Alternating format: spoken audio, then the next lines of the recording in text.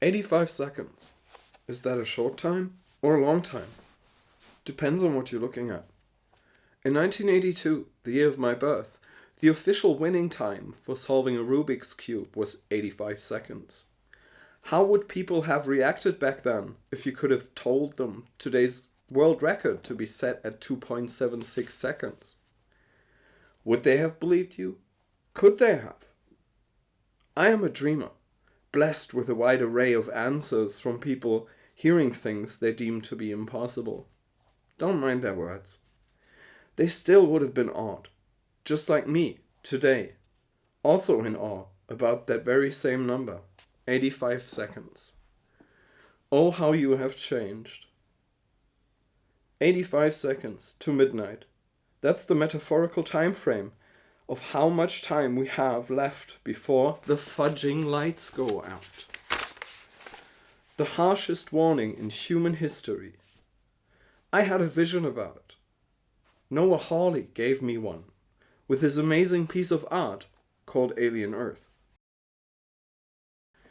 He showed us what happens when something we didn't fully understand breaks the lab, and also what happens when irresponsible parents raise their digitally gifted children.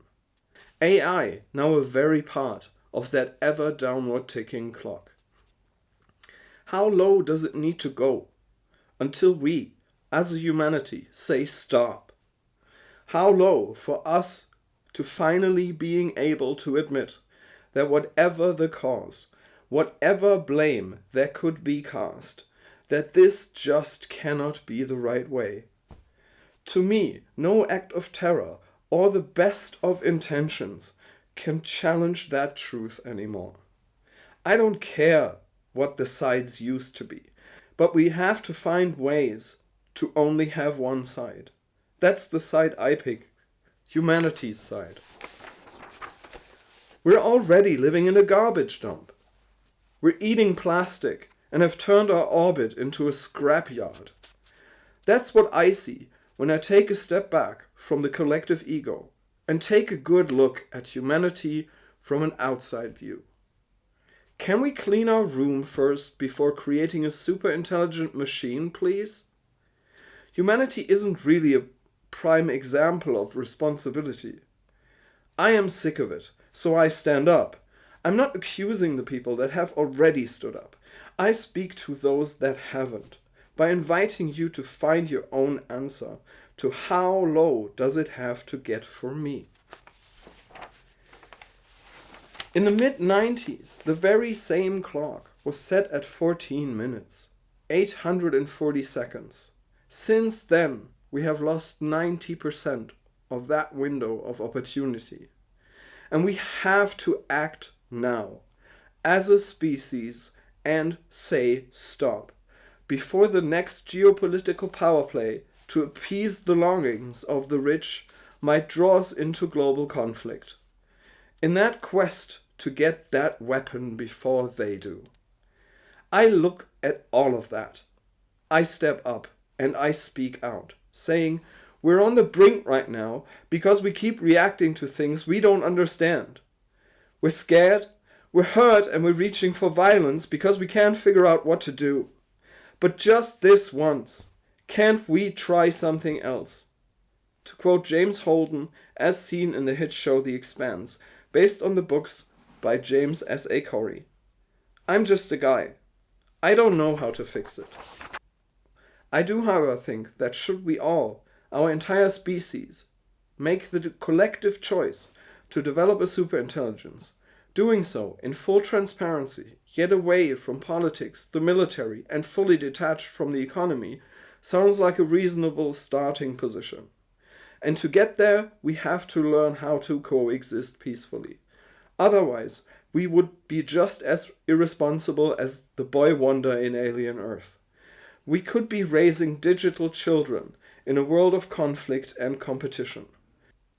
Every person, unfortunately having been a part of a messy custody battle, will attest to you that that's not a very smart thing to do.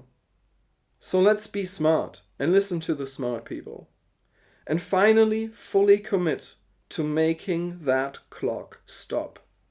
Yes, I am a dreamer. It all sounds so ridiculous. Can't be done.